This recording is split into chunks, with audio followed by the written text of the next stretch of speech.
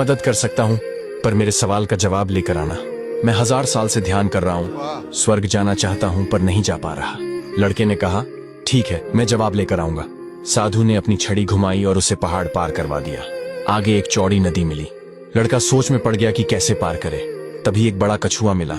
कछुए ने कहा, मैं तुझे पार पहुंचा दूंगा, पर मेरा भी एक सवाल पूछना। लड़के ने कहा, क्या सवाल? कछुआ बोला, मैं 500 साल से इस नदी में हूँ, ड्रैगन बनना चाहता हूँ पर नहीं बन पा रहा। लड़के ने वादा किया और आगे बढ़ गया। आखिरकार वो गौतम बुद्ध के आश्रम पहुंचा। वहां प्रवचन चल रहा था। प्रवचन खत्म हुआ तो बुद्ध ने कहा, हर कोई सवाल पूछ सकता है, लेकिन मैं सिर्फ 3 सवालों के जवाब दूंगा। अब लड़का सोच में पड़ गया कि किसका सवाल पूछे और किसका छोड़े। उसे याद आया, एक उस महिला की बेटी, दूसरा साधु जो स्वर्ग जाना चाहता था, और तीसरा वो कछुआ जो ड्रैगन बनना चाहता था।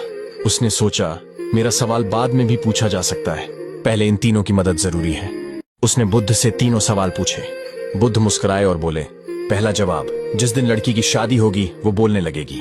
दूसरा जवाब, जिस दिन साधु अपनी छड़ी छोड़ देगा उसी दिन स्वर्ग जाएगा।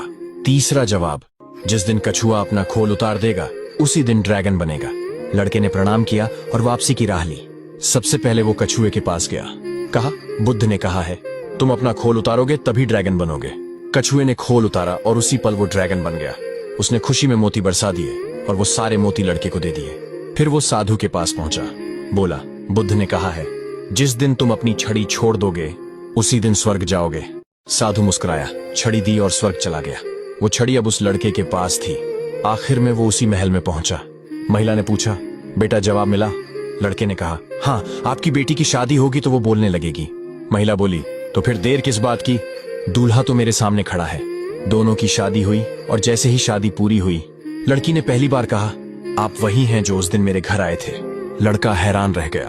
अब उसके पास धन भी था, शक्ति भी थी और प्यार भी, क्योंकि उसने अपने लिए नहीं दूसरों के लिए सवाल पूछे थे। जब तक इंसान सिर्फ अपने बारे में सोचता है उसे कुछ नहीं मिलता, लेकिन जिस दिन वो दूसरों के लिए जीना शुरू करता है उसी दिन उसकी जिंदगी बदल जाती है। और यही इस कहानी का असली संदेश है। जहाज किनारे पर सबसे सुरक्षित होता है, पर दूसरी किनारे तक पहुंचने के लिए उसे लहरों से लड़ना ही पड़ता है।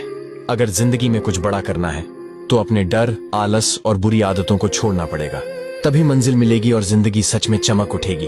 अगर ये कहानी आपको अच्छी लगी हो तो इसे दिल से शेयर करें और अपनी राय कमेंट में जरूर बताएं।